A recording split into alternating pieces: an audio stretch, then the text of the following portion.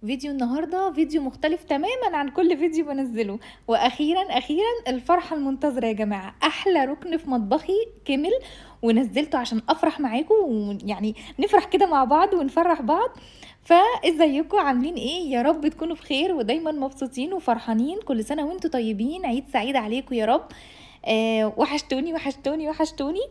ومستنية بقى رأيكم في الفيديو ده، ومستنية لايكات كتير أوي للفيديو ده بجد لإن هو يستاهل، وكمان يعني بُصّوا أكيد أنتم واثقين إن أنا عايزة رأيكم، باخد رأيكم في كل حاجة كبيرة وصغيرة باعملها أو باشتريها، فهاستنى رأيكم في الكومنتات وتطمنوني عليكم، وبس كده، عايزة بقى لايكات كتير للفيديو ده وشير، ولو مش مشتركة في القناة نوريني وشرفيني من كلمة اشتراك اللي باللون الأحمر اللي تحت الفيديو، وكمان دوسي على رمز الجرس وكلمة الكل، واكتبي لي كومنت قمر زيِّك، قولي إنِّك مشتركة جديدة معانا في القناة عشان أعرف وأرحّب بيكِ، وبرضه مستنية رأيِك بقى في الفيديو بتاع النهارده وفي ذوقي. ندخل بقى على الفيديو. فيديو النهارده عبارة عن إيه، الcoffee corner الجديد اللي إحنا كنا من بدري بنعمل فيه وقُلت لكم عليه.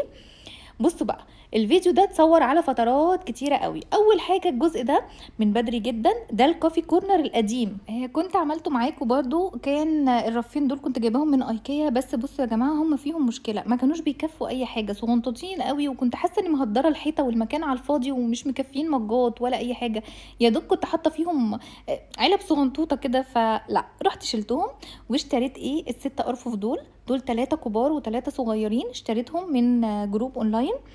نفس الجروب يا بنات اللي أنا جايبة منه الunit بتاعة التلفزيون اللي وريتها لكم قبل كده، أنتم عارفين كل حاجة، يعني أنا كل حاجة باوريها لكم.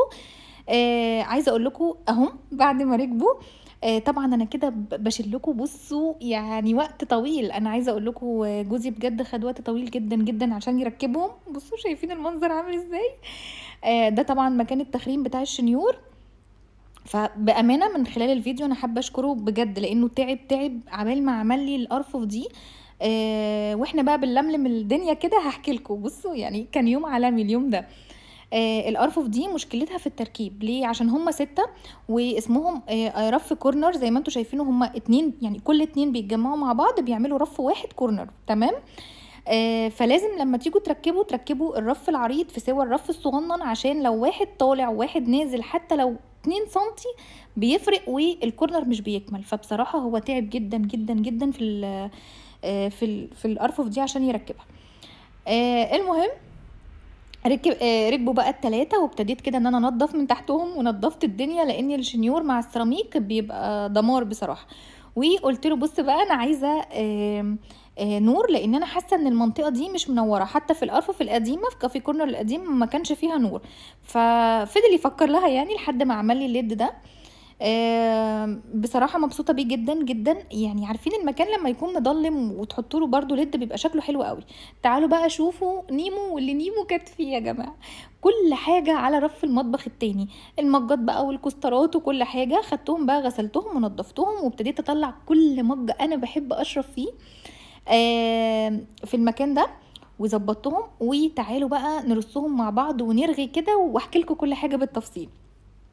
دي الأرفف بعد ما نضّفت بقى وركّبت الLED وكل حاجة، وزي ما باقول لكم الفيديو ده اتصوّر على فترات، يعني الأرفف دي جات وركبت، وبعدها كانت في فترة من غير LED، ورُحت قُلت لجوزي: "لأ، إحنا لازم نركّب LED، أنا مش مرتاحة كده، أنا حاسة إن هي يعني حتى مش طالعة، يعني عارفين أنتم أمّا تعملوا حاجة جميلة بس مش ظاهرينها." قُلت له: "لأ." رُحنا رجعنا شِلنا كل حاجة تاني وركّبنا الLED، فالموضوع كان على فترات يا جماعة، الموضوع كان كبير والله. ابتديت بقى إن أنا كده أرُص الحاجات كلّها. عايزة أقول لكم بس على ملحوظة صغيّرة، أنا حاولت هنا إن أنا أوحّد الألوان، يعني كل رف يكون ألوانه مش موحّدة أو على الأقل قريّبة من بعض على قد ما قدرت، لكن معروف عن الcoffee corner، أو هو مش coffee corner أوي، هو رُكن مشروبات عامةً، إن الألوان مش موحّدة. ليه؟ إحنا هنا ده مش نيش مثلًا فهنحط فيه أطقم كاملة أو مكان للعرض زي النيش، لأ، ده مكان في مطبخِك أنتِ بتحطي فيه أي مَج بقى أنتِ حاباه، أي مثلًا لبّانة، برّاد هتشتغلي فيه، الحاجات العملية، الحاجات اللي أنتِ already بتستخدميها كل يوم، إحنا هنا مش عاملين رُكن في المطبخ للعرض، لأ، ده أنا باستخدمه كل يوم. فطبيعي ان انا لما يعجبني مجات مش هفضل اجيب كله لون واحد، ده لا خالص، ده مش عقل يعني. فهتلاقوا عندي مج بينك على مج نبيتي على مج مش عارفه اسود كده. فانا حاولت على قد ما اقدر، بس الحاجه ان انا اخلي كل رف فيه الوان قريبه شويه من بعض. يعني الرف اللي انا برصه ده حاولت اخليه ايه كوسترات الخشب، والحاجات اللي فيها الوان بنيات او خشبيات، فاهمين قصدي؟ بس كده ابتديت بقى ان انا ارص، وهتلاقوني بقى بطلع ده هنا وده هنا عشان احاول على قد ما اقدر والله اوفق الالوان. بوت الزرع القمر ده، البوت ده يا جماعه اكيد كلنا عارفين، يعني عارفين بتاع السبيته اللي هو بيعدي يبيع سبيته تحت اي بلكونه اي حد ده. اللي هو السبت البلكونه بيبقى عنده السبت النونو الصغنن ده. فانا بصراحه كنت عايزه حاجات يعني خوص وكده، بس كنت هجيب بوت ايكيا الخوص، انا عندي منه في ريسبشن، بس السعر عالي جدا تقريبا معدي 300 جنيه. فقلت لا حرام، يعني انا عشان اجيب لي 2 3 للكافي كورنر يخشوا في 900 جنيه، ده ايه يعني ده؟ فلا طبعا، فقلت اعمل البديل بتاعه. جبت 3 من السبيته دي، تقريبا كان الواحد ب5 جنيه، وحسيت ان هم ليهم الايد بتاعتهم فمش عجباني، رحت شلتها وخليته من غير ايد. وبجد صدقوني شكله تحفه جدا وقريب جدا لبتاع ايكيا، وب5 جنيه بس شفتوا بقى؟ اكتبوا لي بقى، يعني انا شاطره ولا مش شاطره؟ ابتديت بقى ان انا كده ايه اطلع احط حاجه في الرف اللي فوق وانزل احط حاجه في الرف اللي تحت، واحاول كده ايه اوفق الدنيا شويه على قد ما اقدر. بصوا الكراسي القمر دي كنت شاريها معاكم زمان، كنت شاريها جري يعني لون المطبخ، فحطيتها.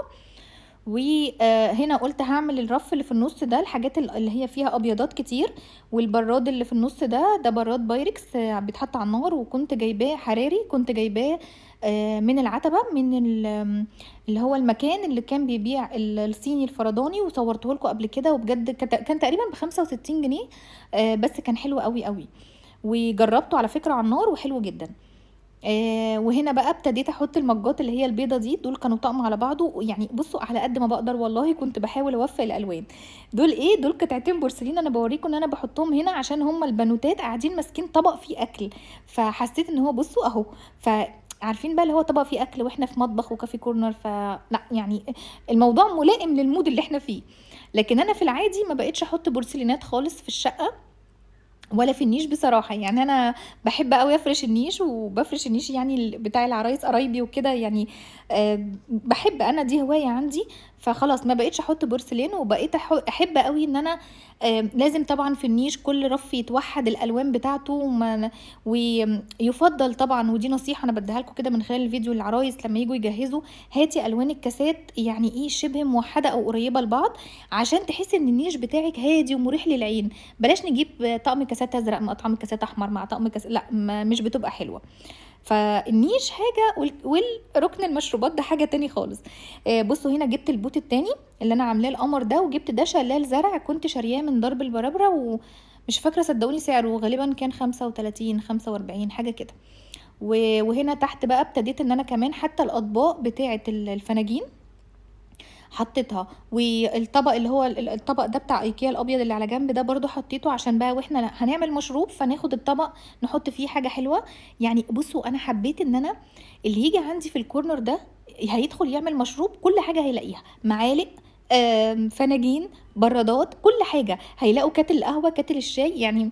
حبيت اتوسع كده المره دي لما عملت الكافي كورنر، اصلا بعد ما خلصته بقول لجوزي لا يعني بص المره دي ده كافي كورنر بجد. بصوا انا نزلت الفيديو ده لسببين، اولا اني اوريكم الكافي كورنر بتاعي، او برضو هرجع اقول ركن المشروبات يعني هو مش حاجه خاصه بالقهوه بس. وفي نفس الوقت عايزين نقعد كده مع بعض ناخد افكار. يعني انا ايه الهدف من الفيديوهات دي؟ ان انتوا تاخدوا فكره. يعني مثلا نفسها تعمل كافي كورنر ومش عارفه تبدا منين تعمله منين. المكان ده يا جماعه انا كنت حطاه عاملاه عندي يعني من بدايه المطبخ. لما جيت اسس المطبخ اللي جه عمل لنا المطبخ قال لي ايه، انا طبعا هعمل لكم جوله في المطبخ كله، فقال لي احنا نعمل في الحيطه دي نحط يونت، يعني نحط برضو وحده وكده وتحطي فيها حاجات، وحده مقفوله يعني من ضمن المطبخ. قلت له لا انا عايزه دي فاضيه. فساعتها استغربوا، فقلت لجوزي لا عشان انا ناويه اعمل كافي كورنر في المكان ده، انا مش عايزه كله يعني كل المطبخ عباره عن وحدات وحدات وحدات مقفوله احط فيها حلل احط فيها اطباق. لا انا عايزه المكان ده، الاماكن دي بتبقى بجد مريحه نفسيا جدا جدا في المطبخ، وبتحليه وبتحلي شكله وبتخليك انت مرتاحه. يعني انا دايما تلاقوني يعني انا ادخل المطبخ ابقى حابه اقف في المكان ده. فمن تصميم المطبخ في البداية أنا أصلًا سِبت الحيطة دي فاضية، ما رضيتش أعمل فيها أي وحدة خالص مقفولة. وجيت بعدها عملت معاكم الcoffee corner القديم بأرفف IKEA، بس بصراحة ما نفعتش، ما ريحتنيش، يعني أنا كنت زي ما باقول لكم حاطة عليها، أنتم ارجعوا في فيديوهاتي هتلاقوني كنت حاطة عليها كام علبة كده من بتوع IKEA فيهم كاكاو مش عارفة إيه ومشروبات، بس طب فين المجات، فين الأطباق، فين؟ كنت برضه باضطر إن أنا أروح للمطبخ الناحية التانية وآخد المَج أو الحاجة اللي أنا عايزاها وأرجع هنا، فما ارتحتش، رُحت شِلتها وطبعًا عملت بيهم حاجة تاني، هتشوفوا طبعًا كل حاجة معايا مش هارميهم. ورُحت جِبت الأرفف دي وعملت بقى الcoffee corner اللي بُصّوا يا جماعة والله بجد كنت باحلم بيه من بدري، يعني أنا باحب جدًا، جدًا المكان ده عندي في المطبخ. آمم بُصّوا اللبّانة الكيوتة القمر السُكّر دي كنت جايباها برضه فرداني من العتبة من نفس الراجل، فأنا بُصّوا من عشاق الحاجات دي، كل ما أروح وأعدّي أصلًا عليه وألاقي بيبيع لبّانات وكده تلاقوني أشتري، يعني بُصّوا كام لبّانة موجودة، كل ده فرداني، أنا أكيد مش عندي الأطقم بتاعة الحاجات دي خالص، وفي برضه الفناجين دي اللي هي عليها ورد منقوش منها فيها دي، برضه كنت جايباها من عنده. بُصّوا بقى ابتديت كده أحاول يعني أوحّد على قد ما أقدر الألوان، والشلال بتاع الزرع ده بصراحة مدّي راحة نفسية رهيبة، رهيبة. بُصّوا عامةً اللون الأخضر بيبقى حلو أوي، يعني دايمًا حُطّي لون أخضر. عايزة أقول لكم على حاجة، وأنتم واقفين عند الحوض يعني هاتوا حاجة صغنطوطة خضرا، أي زرعة صغنّنة، أي حاجة، حُطّيها في المكان ده اللي عند الحوض وأنتِ بتغسلي مواعين. بالأمانة لمّا تيجي تغسلي مواعين هتحسي إن أنتِ كل ما عينِك تيجي على حاجة خضرا تلاقي نفسِك مبسوطة، ويا سلام بقى لو زرع طبيعي، يعني ما أقولكوش بقى أنا عايزة أجرّب الموضوع ده الفترة الجاية، بس أنا يا جماعة باخاف، أنا باخاف جدًا، يعني أنا عاملة الفيديو بتاع تجديد البلكونة برضه ارجعوا شوفوه، فكنت حاطاه زرع صناعي، ففي ناس انتقدت قالت لي: "يا نيمو طب ليه ما جبتيش زرع طبيعي؟" أنا من النوع اللي ما ليش أوي في الزراعة يعني، والواحد لمّا بيجيب حاجة دي روح برضه، مش عارفة، أنا باخاف تموت منّي، يعني أنا ما ليش في الزرع بصراحة، بس عايزة أجرّب كده أحاول أجيب حتى حاجة اللي هي بتبقى الرعاية بتاعتها سهلة، حتى لو حاجة واحدة في المطبخ، برضه بيفرق في النفسية طبعًا. بُصّوا يا جماعة الفنجان ده، يعني إحنا هننضّف الرخامة دلوقتي مع بعض، أنا جِبت بقى إيه ده طبعًا كان بعد فترة بقى، بعد كذا يوم، ابتديت إن أنا أجيب اللي هو الإسبونشة دي وابتدي أنضّف بقى الجزء اللي تحت. وأنا بانضّف بقى هاقول لكم فكرة الفنجان ده، الفنجان ده بتاع ماما، عارفين طبعًا أنتم الطقم اللي هو روميو وجولييت ده، ده كان من زمان أوي، فكان من جهاز ماما، فلمّا رُحت عندها قُلت لها: "ماما تسمحي لي أستعير فنجان من عندِك؟" قالت لي: "ليه يعني هتعملي بيه إيه؟ ده حاجة قديمة أوي." قُلت لها: "بُصّي يا ماما هو ده تراث بالنسبة لي." عارفين بقى اللي هي الآثار، قطعة آثار كده، فعاجبني شكله أوي، تعرفوا لمّا باشرب فيه والله بجد أنا بافتكر تيتة وافتكر بقى الزمن الجميل وزمان يعني مش عارفة، باحس بطيبة كده في الفنجان ده غريبة مش عارفة، ولمّا نزّلت صورته على المنتدى وأنا عاملة فيه قهوة من كام يوم، لقيت معظمكم زيي، معظمكم كتب لي كومنتات: "يا نيمو أنتِ فكّرتينا بالزمن الجميل." فعشان كده يا جماعة أنا حاطاه في الcoffee corner وباحبه جدًا. بُصّوا بقى أنا ابتديت بقى إن أنا أمسح الجزء بتاع الرخامة دي، طبعًا أنا ما طوّلتش معاكم لإن الفيديو طويل لوحده وسامحوني، سامحوني والله قصّيت منه وجريت منه على قد ما أقدر عشان ما يبقاش طويل ورخم عليكم، بس هو اتعمل يعني على كذا فترة. دي اللي هي الصينية الصغنطوطة دي بتاعة IKEA، باحط فيها العسل وباحط فيها المعلقة بتاعة العسل، وكمان خل التفاح، لإن خل التفاح أنا باستخدمه في شوية مشروبات، والعسل طبعًا العسل الطبيعي باحلّي فيه أو عسل النحل يعني باحلّي بيه مشروبات الولاد، وباستعمله برضه في مشروبات، والمعلقة بتاعة العسل. عايزة أقول لكم كمان معلومة صغنطوطة اللي ما يعرفش العسل ما تستعملوش فيه معلقة معدن، يعني ما تطلّعوهوش معلقة معدن ده مش صح. هي لازم تكون معلقة خشب أو أكليريك الكلام ده كله. هنا بقى حطيت الرف الأبيض ده بتاع أيكيا، وتحتيه السبتين دول كنت شارياهم معاكم، حسيت لونهم أبيض كده وكيوت يعني لايق على المكان، حطيت فيه واحدة فيها اللي هو نسكافيه الجولد والتانية فيها الكوفي ميكس تقريبا، ودي أهيلتي بوكس اللي كنت شارياها معاكم برضو لونها أبيض في خشبي فلايقة على المكان. واللي فوق ده طقم الأسود ده كنت جايبة العلب دي من أيكيا، حاطة بقى فيهم الشاي والسكر والقهوة، وهنا ده كاتل الشاي، وحطيت تحتيه الكوستر هو وكاتل القهوة، كوسترات دي برضو كنت شاريها معاكم كوسترات خشب، يعني أنا حاولت كده أخلي الدنيا ايه أبيض في خشبي، ودي النتيجة القمر السكر دي اللي كنت جايباها. كان لونها أبيض في خشبي، فاكرين لما اشتريتها وقلت لكم يا جماعة أنا جايباها للمطبخ وعايزة أحطها في ركن فيه الحاجات اللي فيه كلها خشبيات وكده، كان هو ده. آمم حطيتها برضو فوق في الرف الاولاني ده. والساعه اللي فوق دي كانت من ايكيا، ولقيت عندي الزرعه برضو دي حطيتها في البوت القمر ده. يعني بصوا الشكل الجمالي ده اللي انتوا شايفينه مش مكلفني حاجه والله. يعني الزرعه دي انا كنت جايباها من درب البرابره، ما كانتش غاليه. وبوت الزرع السكر ده كان ب5 جنيه، تخيلوا بقى. هنا بقى نزلت الكوستر ده تاني من فوق، وقلت احطه ورا التي بوكس كده، حاساه هيبقى شكله احلى. وهنا بقى بوريكم ان كاتل القهوه انا حاطاه الناحيه دي عشان دي الفيشه والزرار بتاعه، وكاتل الشاي الناحيه دي عشان دي الفيشه والزرار ده بتاع الليد. يعني الزرار اللي جنبه ده بتاع الليد اللي هو جوزي عملهولي. ف حسيت بقى هنا الدنيا مريحه. جبت بقى الكوستر ده بتاع ايكيا برضو، قلت حلو كده، خوص وخشبيات ومش عارفه ايه، فالدنيا كلها كده ماشيه مع بعضها. فبجد يعني حاولت على قد ما اقدر الدنيا تكون مريحه للعين. انتوا واخدين بالكم ان انا عماله اودي الزرعه دي يمين وشمال؟ مش عارفه كانت خيلاني ليه في الفيديو ده، مش عارفه يعني، اكيد انتوا واخدين بالكم. هنا بقى بوريكم المكان من اوله. دي اول الرخامه، وطبعا هعمل لكم جوله في المطبخ. دي يا جماعه حاطه برضو على اول الرخامه اللي هي العصاره البرتقاني اليدويه. العصاره دي انا اشتريتها، ما عملتلكوش عنها ريفيو، بس لازم اعمل لكم ريفيو لانها تستحق يتعمل عنها ريفيو، احلى مليون مره من الكهرباء بالامانه.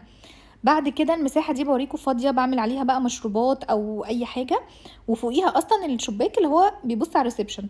وهنا حطيت الزرعه القمر دي، وابتديت بقى كده زي ما انتم شايفين بقى الكاتل، الطبق الاول الصينيه اللي فيها العسل وخل التفاح، وبصوا واحده واحده كده الناحيه التانية كاتل القهوه. هنا دي اللي هي المسطره دي بتاعت ايكيا، او حامل المجات، يعني كنت جايباها من ايكيا بالبوت بتاعها ده او العلبه بتاعتها دي، حطيت فيها المعالق كلها. ونشوف بقى رف رف كده انا رصيته ازاي يعني. وعايزه اقول لكم فضلت اطلع مجات وانزل مجات واقول لا ده مش مريح قوي العين، لا ده مش لايق مع ده. يعني انا حسيت كده على قد ما قدرت. يعني حطيت المج البينك جنبه، مج فيه ورده بينك على قد ما قدرت يا بنات. بس يعني ايه، هي دي الحاجات اللي كانت موجوده عندي. وزي ما بقول لكم انا عمري في حياتي يعني ما هفضل اجيب في مجات عشان تليق على الكافي كورنر فتكون كلها لون واحد. طب فين التغيير يعني؟ لا انا بحب ان انا عجبني حاجه نبيتي مج، عجبني حاجه بني، عجبني حاجه بيضه، يعني على الاقل وانا بشرب احس باختلاف. فبجد بجد انا مبسوطه جدا جدا جدا بالكورنر ده. وهنا كنت بوريكم ان تحت الكورنر في درجين كبار قوي معمولين كده. انا كنت يعني قلت للراجل وهو بيصممهم ما يحطش اي يونت فوق، سيب لي المكان ده فاضي، انا عايزه ده المكان ده بتاعي انا اللي هعمل فيه الكافي كورنر، وبس انت اعمل لي درجين كبار اللي تحت ده بحط فيهم بقى ايه الخزين بتاع الكافي كورنر اللي هو ايه يا نيمو. يعني انا مثلا جبت اكياس سكر، طبعا انا هفتح وهوريكم كل ده. جبت اكياس سكر برصهم في الدرجين دول. جبت مثلا علبه الشاي اللي هي الباكت، جبت باكو شاي، جبت علب نسكافيه، مش عارفه ايه، فاهميني الحاجات اللي هي خاصه بالكافي كورنر، انا اللي هو المخزون يعني انا برصها ايه هنا كده. بقى نمشي واحده واحده نشوف القمر ده. بجد البتاعه دي لازم اعمل لكم عنها ريفيو، لا حلوه حلوه. وهنا ابتديت اولع بقى النور وهوريكم بقى الدنيا. البراد البايركس ده انا جربته برضو حلو جدا جدا جدا. وكمان البراد اللي تحت اللي هو الابيض ده، الاتنين حلوين جدا بيتحطوا على النار عادي جدا، تعملوا فيهم احلى شاي بلبن. بصوا بقى هنا كنت بطفي النور. بوريكم ان المكان ده من غير اضاءه حقيقي كان وحش جدا. يعني انا قلت لجوزي لا انت لازم، شبت بقى لازم تعملي اضاءه هنا، عشان بصوا انا عماله العب اهو في النور زي ما انتم شايفين، اولعه واطفيه. لا حقيقي بجد كان المكان عامل زي ايه، عارفين لما تكونوا راسمين لوحه مش ملونينها، حاجه مش متبروزه، ففعلا الاضاءه بتفرق. وهو قال لي طب انت عايزه الاضاءه ايه؟ قلت له انا عايزاها اللون اللي هو الاصفر ده او الورم دي، بتدي يعني جمال للمكان، لان انا اوريدي اضاءه المطبخ عندي بيضه، فكنت عايزه المكان ده يبقى غير، يعني ده حاجه مختلفه عن باقي المطبخ كله. وبصراحه هو كان شكله روعه. يعني انا في باقي المطبخ الليد اللي جوزي عامله لي ابيض عشان يدي اضاءه في التصوير وكده، ويدي اضاءه اكتر من كشاف المطبخ، لكن دي لا انا حبيتها مختلف. فانا مبسوطه جدا جدا، مستنيه رايكم بفارغ الصبر بجد ان انتوا تقولوا لي رايكم في المكان اللي عندي الجديد في المطبخ. وايه اللي عجبكم وايه اللي ما عجبكوش، قولي لي مقترحاتكم، حطي ده هنا يا نيمو. انا بحب رايكم جدا وانتوا اخواتي وبحب اخد برايكم. عايزه اقولك على حاجه، المطبخ ده الحاجه اللي يعني كل ست بيت تقريبا بتقضي نص اليوم فيها او 3/4 اليوم، فحاولي تبسطي نفسك على قد ما تقدري. هاتي زرع، هاتي زرع، حطي زرع في المطبخ. لو المطبخ صغنطوط خالص عندِك، مش عندِك مكان تعملي يعني coffee corner أو رُكن المشروبات، ممكن لو أنتِ تقدري تستغني عن يعني ضرفة من ضُرف المطبخ وتحطي مكانها رفين صغنطاطين وعليهم مجات وزرعة، يبقى حلو جدًا، هتلاقي نفسِك ارتحتِ جدًا.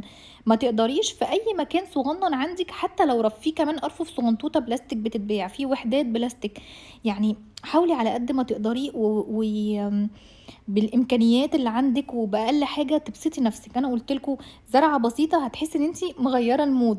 آمم مَج جديد جبتيه، رُكن جديد عملتيه في مطبخِك، صدقوني بجد ده مش كلام، دي حقيقة. يعني كل ما تكوني مرتاحة أكتر في المكان هتبقي حاباه وحابة الوقفة فيه، ويعني أمّا تصحي الصبح تكوني عاملة رُكن ليكِ كده تقعدي تشربي كده في فنجان أنتِ بتحبيه وتشربي كده وتهدّي نفسِك كده، هتلاقي اليوم بدأ معاكِ حلو وتلاقي إن اليوم بقى مختلف.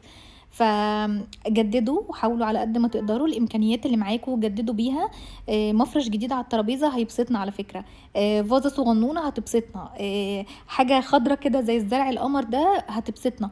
مش لازم نجيب أغلى حاجة ومش لازم نجيب بوت الزرع الغالي أوي، لأ ممكن نعمل مكانه بأقل الأسعار. ممكن نجيب بديل للزرع الغالي، نجيب بديل من يعني بديل أرخص من درب البرابرة أو يعني حسب الأماكن، يعني حسب أماكنكم. مش لازم أرفف كبيرة، ممكن أرفف صغننة. المهم إن أنتِ تعملي حاجة تبسطِك وتريحِك وتخلّيكِ وأنتِ واقفة في المطبخ واقفة مبسوطة ومرتاحة، ومش بس المطبخ، الشقة كلها صدقوني. داخلين على العيد، كل سنة وأنتم طيبين. حاولوا حتى لو مفرش، أنا عارفة إن الناس كلها ظروفها مش سامحة، لو مفرش بس جديد للشقة زي ما هنجيب لبس العيد نجيب حاجة للشقة هتتبسطوا. كل سنة وأنتم طيبين، عيد سعيد عليكم، مستنية بقى رأيكم واستنوني في فيديو جديد، مع ألف سلامة.